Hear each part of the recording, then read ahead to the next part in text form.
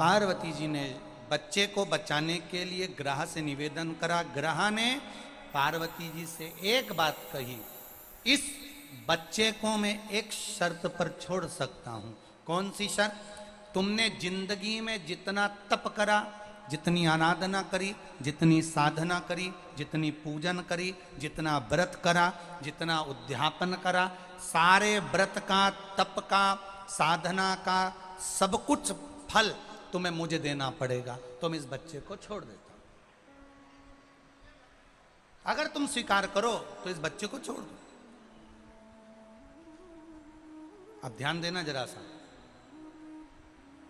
तुम्हारे द्वारा किया गया पशुपति व्रत, तुम्हारे द्वारा किया चढ़ाया गया एक लोटा जल, तुम्हारे द्वारा चढ़ी गई एक बेलपत्र, तुम्हारे द्वारा मंदिर में लगाया गया झाड़ू पोछा खाली नहीं जाता।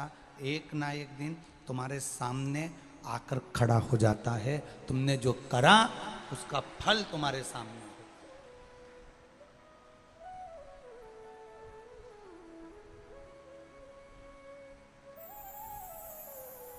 जो तुमने करा उसका फल मिलेगा।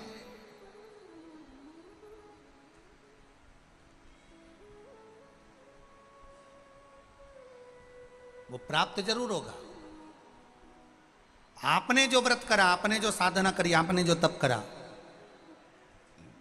ये सारे तप का फल ग्रह कह रहा है, मगर कह रहा है मुझको दे दो, वो घड़ियाल कह रहा है मुझे दे दो।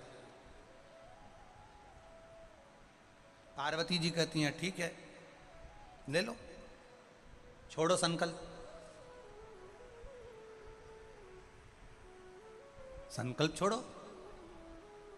पार्वती मैया ने सरोवर का जल हाथ में लिया और सरोवर का जल हाथ में लेकर माता पार्वती जी कह रही हैं, सुनो ग्रह, ए घड़ियाल, ए मगर, इस अनजान बच्चे के प्राण को बचाने के लिए मेरी जिंदगी का जितना मैंने तप करा, साधना करी, व्रत करा, उद्यापन करा, जो भी करा सब तुझे देती हूं। जल छोड़कर दे दिया, जल छोड़कर दिया। ग्रह जो अभी तक बेकार दिख रहा था, ग्रह जो अभी तक भयंकर दिख रहा था, जैसे ही पार्वती जी का तप साधना का बल उस ग्रह को मिला, मिलते से ही वो ग्रह चमकने लगा, एकदम सुंदर हो गया।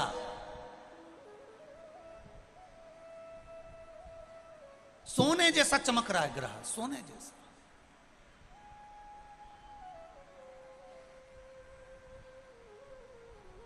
भाई क्रीम की चमक 15 दिन, 20 दिन, 6 महीना, 8 महीना रहती है, पर अच्छे कर्म की चमक जिंदगी भर मरते दम तक रहती है। अच्छे कर्म की चमक। फिर कहेंगे एक बार, मत बुरे कर्म कर बंदे वरना पछताएगा, भगवान की आंखों से तू बच नहीं पाएगा, तू बच नहीं पाएगा। अरे ओ अज्ञानी मत करना, तेरे कर्म का फल भी तू ही पाएगा, जैसा किया तूने तेरे आगे आएगा। मत बुरे कर्म कर बंदे वरना पछताएगा, भगवान की आंखों से तू बच नहीं पाएगा, तू बच नहीं पाएगा। शिव कथा कह रहे,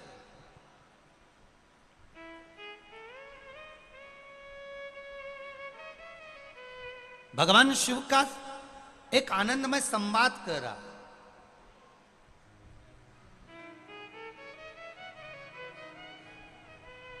पार्वती जी ने दे दिया अपना तब्बल, ग्रह चमकने लगा, मगर चमक गया, सुंदर हो गया, एकदम सोने जैसा चमक रहा था मगर। प्रसन्न चित्त में मगर ने कहा, ग्रह ने कहा, पार्वती जी आप इस बच्चे को लेकर जा रही हो, आपका ये बच्चा मैंने छोड़ दिया है, इसको मैं अब खाऊंगा नहीं, पर एक निवेदन करना चाहूंगा, आपकी जिंदगी लग गई, हजारों वर्ष आपने तप करा, बेलपत्री का पत्ता खाया, नासिका के एक श्वास से श्वास लेना, उसी से छोड़ना, वो भी छोड़ दिया आपने, आपके शरीर पर मिट्टी दबती जलती चली गई, और आपने इतना बड़ा बड़ा तप करा, साधना करी, और 1 मिनट में पराए बच्चे के लिए आपने वो तपबल दे दिया, आपने वो तपबल एक पराए बच्चे के लिए दे दिया।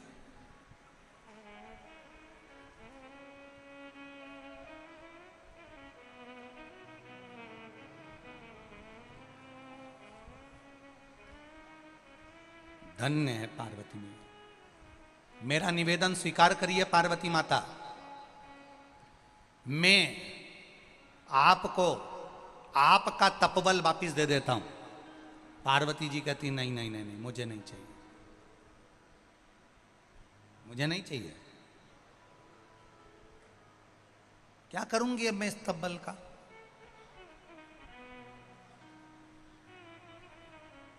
आप अपने पास रखो, करूंगी क्या मैं तपबल का? पार्वती जी हजारों वर्ष का तप है तुम्हारा, जिस तप के बल पर तुम्हें देवाधिदेव महादेव मिले हैं, जिस तप के बल पर महादेव ने तुम्हें वर्ण किया है, जिस तप के बल पर भगवान शिव ने तुम्हें अपना बनाया है, यह हजारों वर्ष का तप है, हजारों वर्ष का।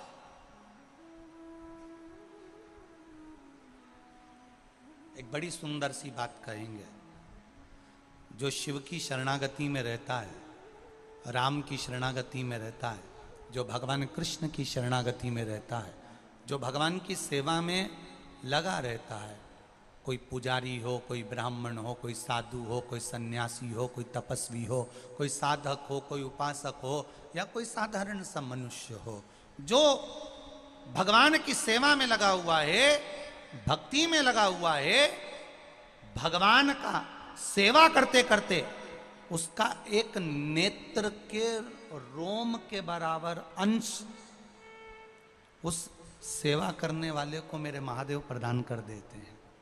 सेवा करने वाले, तुम देखना,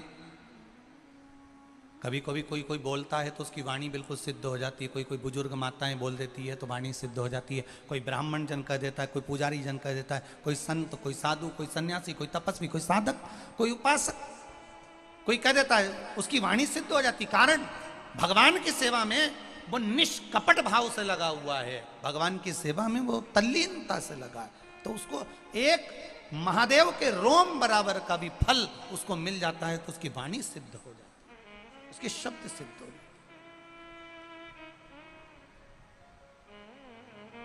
इस व्यासपीठ से बेटमा की इस पावन धरा से आज एक बात कहना चाहेंगे, आपकी जिंदगी में अच्छी लगे उतार लेना।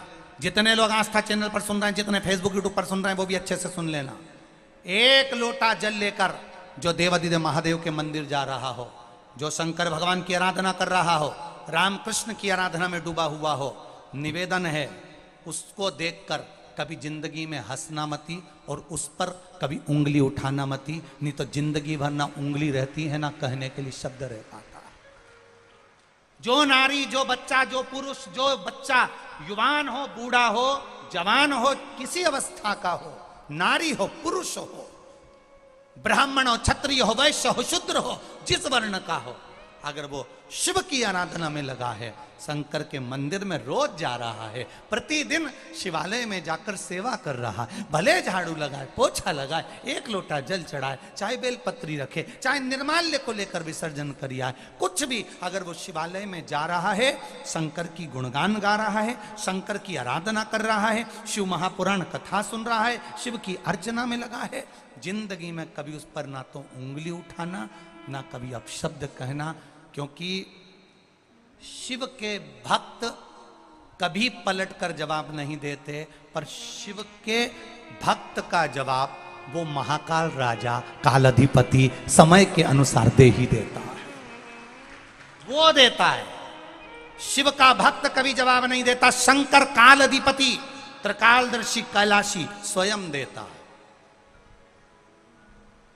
जिस घर में माता पिता रहते हैं उस घर में बच्चे अगर झगड़ते भी हैं ना तो सबसे ज्यादा डांट लगाने वाले माता पिता होते हैं।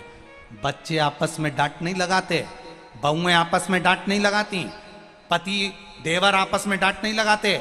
घर के बुजुर्ग बैठे हैं तो कह देते हैं अभी हम जिंदा हैं, क्या बड़बड़ कर रहे हो, चुपचाप बैठो, हम बैठे हैं ना, निर्णय हम देंगे, काम हम करेंगे। ब्रह्मा ब्रह्म लोक में रहते हैं, भगवान विष्णु वैकुंठ लोक में रहते हैं, मृत्यु लोक का देवाधिदेव है महादेव। शंकर भगवान कहते हैं तुम्हारा बाप बैठा है, पिता बैठा है, जवाब मैं दूंगा, तुम्हें देने की जरूरत नहीं।